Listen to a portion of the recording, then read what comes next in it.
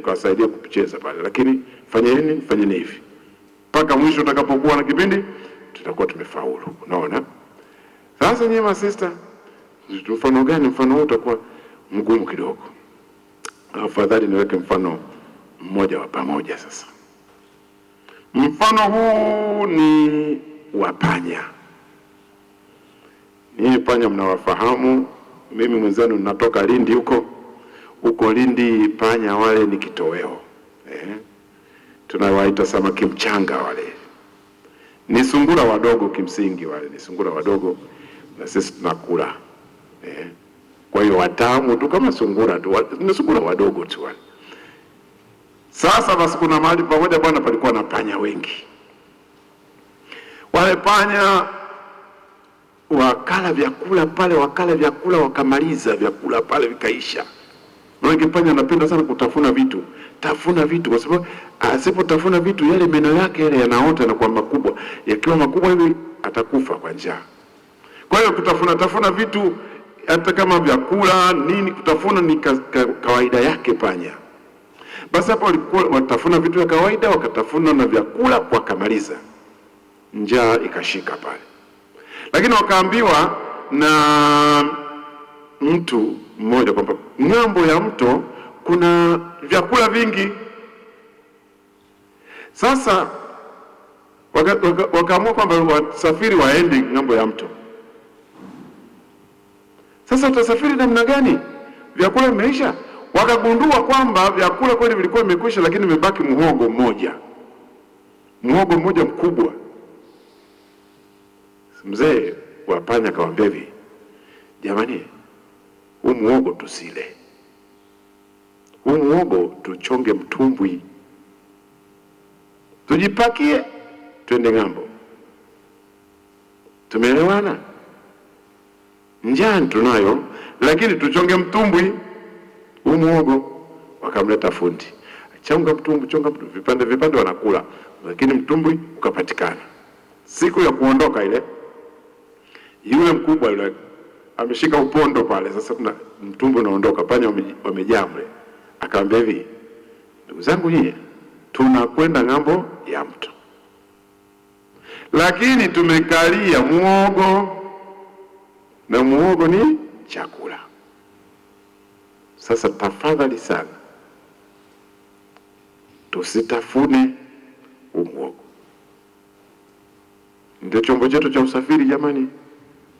Tukivuka tu tunaweza kula mtumbwi wenyewe na vyakula tutavipata. Lakini kwa sasa kila moja nafsi yake weke vizuri.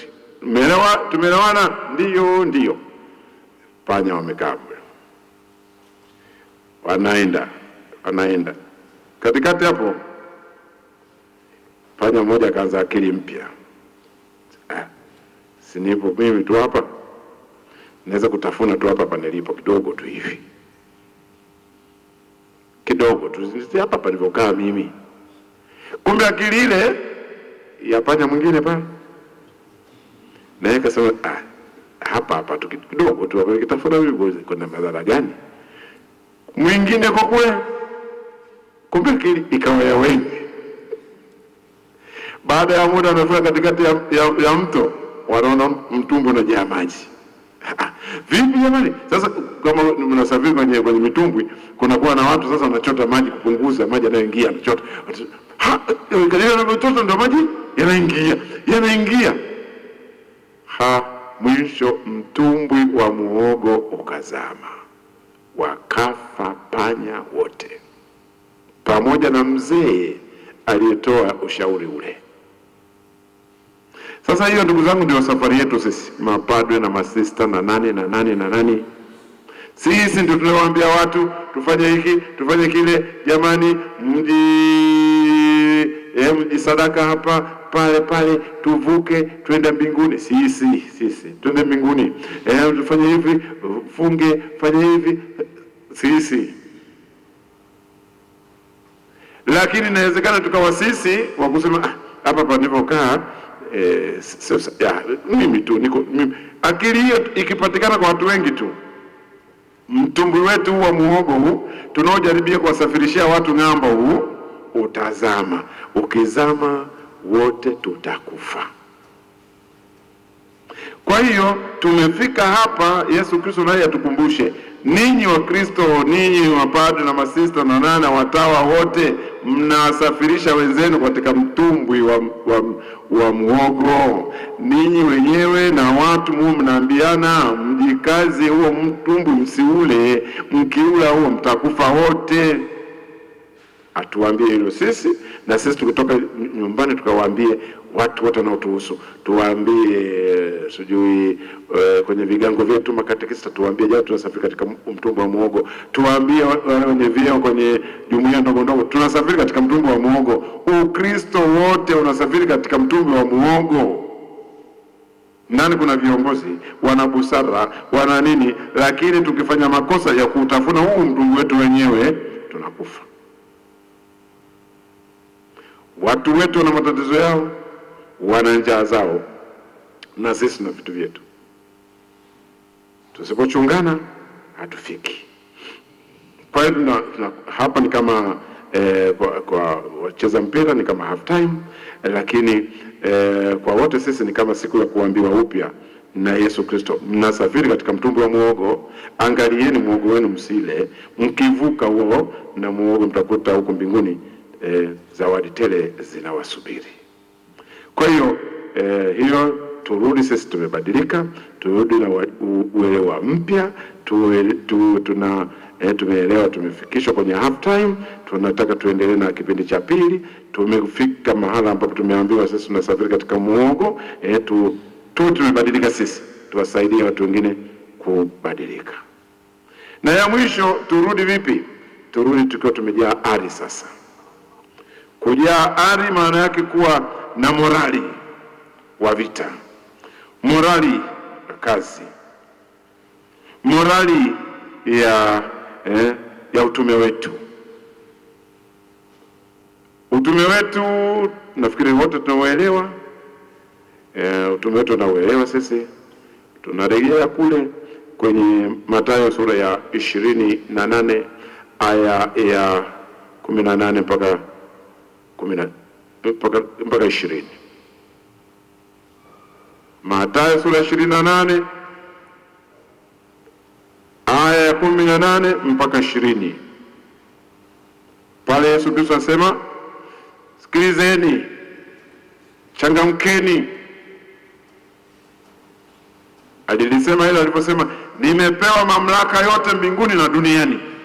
Maana huyu anayetaka kututuma hapa sio mdogo mdogo, hapana, mwenye mamlaka mbinguni na duniani. Kwa hiyo tuchangamke sisi tunaotumwa na huyu. Naweza kusema huyu ni bouncer, tunataka kututuma. Akasemaje? Ninyi na wakabidhini kazi ya kwenda huko na huko. Kufanya nini? Kwenda kuwafanya watu wawe wanafunzi wangu mimi, watu wa mataifa yote. Watu hao mkiwapata, sio tu waandikisheni katika kanisa kwa kuwabatiza kwa jina la Baba na Mwana na Roho Mtakatifu. Watu hao mkishawaandikisha, si kuangalia tu, hapana. Watu hao lazima muwafundishe niliowaamuru mimi mwenyewe kwenu ninyi. Muwafundishe yote na muambie watu hao kwamba mimi nipo pamoja nanyi mpaka dahari. Kwa hiyo hapa Yesu Kristo anatuambia tuna mambo matano hapa, mambo matano: kuondoka, kwenda kuwafanya watu kwa wanafunzi wa Yesu, kuwabatiza, kuwafundisha na kuhakikishia kwamba Yesu Kristo yuko pamoja na sisi, hajakimbia. Ndio hapa ndio tunatakiwa leo tutakaporudi tu tumejaa ari kwenda kufanya shughuli hii. Tujae ari ya kwenda kufanya shughuli hii, ya kwenda huko na huko, huko na huko. Na hapa ndipo lilipozaliwa neno Ukatoliki. Neno limezaliwa hapa. Katoliki maana yake ni kivumishi ote. Yesu Kristo hapa ametumia kivumishi hiki mara kadhaa. Amesema amepewa mamlaka yote mbinguni na duniani. Yote ya kwanza hiyo, nendeni mkawafanye mataifa yote kwa wanafunzi wangu. Yote ya pili hiyo, mkiwabatiza kwa jina la Baba na Mwana na Roho Mtakatifu, mkawafundishe yote niliyowaamuru mimi. Alafu muambie nipo pamoja nanyi dahari yote. Naona ote ote ote ote ote ote. Kigiriki ndio Katholikos. Katholikos ile ndio tunayotoa Katoliki. Ndio maana sisi tunajiita kanisa Katoliki. Maana yake sera yetu iko hapa, ilani yetu iko hapa, ya kwenda duniani kote kuwafanya watu wa mataifa yote kuwa wanafunzi wa Yesu Kristo na kuwafundisha yote tuliofundishwa sisi wenyewe, tulioambiana. Ndio hapa ninaambia Yesu, tufundishe tuyajue vizuri haya mambo yote hayo, na kuambia watu ninyi Yesu Kristo yuko pamoja na sisi dahari yote. Ndio kazi yetu sisi. Kwa hiyo turudi hapa na ari ya Kikatoliki, na shughuli hii ni ya Kikatoliki. Nimeambiwa hapa kwamba hii ni ifusha nini? Ifusha nini? Maana yake unasema maana yake niambia mapadre leo, maana yake ni kama ile ya Bagamoyo. Lakini ya Bagamoyo ile pale ya ovyo. Inafanana kidogo lakini ya ovyo. Pale walikuwa wanaambiwa watumwa, walikuwa wanaambiwa kwamba bwaga moyo, kinachokwenda kufanyika huko akijulikani. Unaona? Bwaga moyo wako hapa, bwaga moyo wako hapa, kinachokwenda huko kupata akijulikani. Pale walikuwa wanaambiwa watu dhaifu. Walikuwa wanaambiwa watu dhaifu. Yesu Kristo akuja kutuambia hiyo. Hapa leo Bagamoyo ya kwetu hapa ni pumzika. Pumzika, pate nguvu, ukachape kazi. Wala nafikiri hadithi yao unayofahamu ya Bagamoyo ile ilikuwa ya ovyo. Sisi jamani wa Afrika. Sisi wa Afrika ndio watu tuliozubaa. Sisi ndio watu tuliozubaa. Wazungu na watu wengine wakafahamu kwamba hao wamezubaa, nakaja kutukamata. Nafikiri mwae kusikia hadithi yangu moja niwaambia siku moja watu kwamba kuna mahali pamoja alikuwepo kijana. Yule kijana yule akachoteka na huu msemo wa siku hizi wa kumwagilia moyo. Kumwagilia moyo na akaingia hapo. Bila akili ya kuambiwa na kuchanganya ya kwake. Kumwagilia moyo afanyeje? Yeye akaelewa bwana sikufaidi dunia. Akaanza kuvuta bangi. Akaanza kunywa gongo. Na shisha na basi wakimuonya hela ya kwangu simuombi mtu wala nini. Anaendelea. Wewe mambo hayo mabaya hayo, hela ya kwangu haya. Matokeo yake kijana yule akapata tatizo la akili, afya ya akili.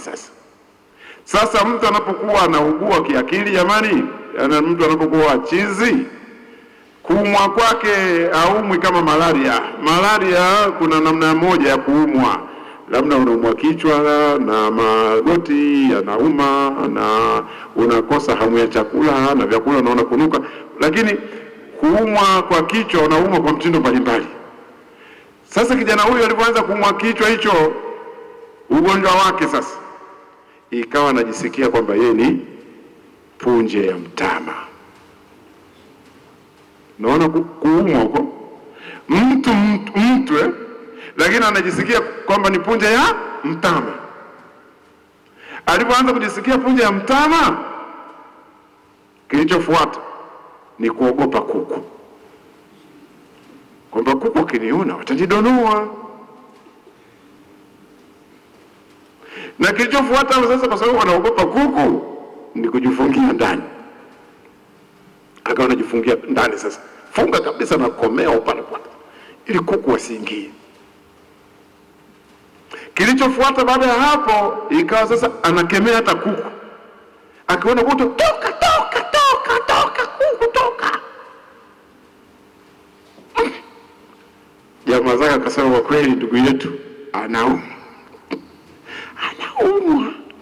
anaumwa sana. Kama ni mtu mzima anajisikia yeye ni punje ya mtama, na baada ya hapo anaogopa na kuku, na kwa sababu ya kuogopa kuku inabidi akae ndani, na kwa sababu anakaa ndani sasa kuku wenyewe anawakemea na kuwawinga.